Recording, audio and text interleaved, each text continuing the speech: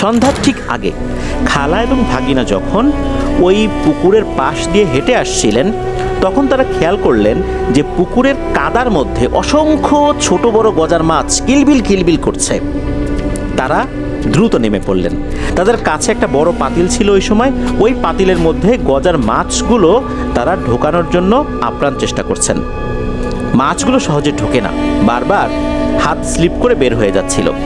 এরপরও অল্প সময়ের মধ্যেই তারা পাতিলটা পরিপূর্ণ করতে সক্ষম হন।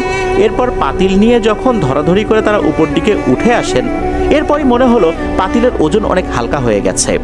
পাতিলের দিকে তাকিয়ে তারা দেখতে পান এত বড় বড় মাছ, কিন্তু এগুলোর সাইজ এখন 4 থেকে 5 ইঞ্চি সাইজের হয়ে গেছে। তারপরই তারা দেখতে পান সামনে থাকা তালগাছ থেকে ভয়ঙ্কর একটা অবয়ব নেমে এসে তাদের সামনে দাঁড়িয়ে যায়।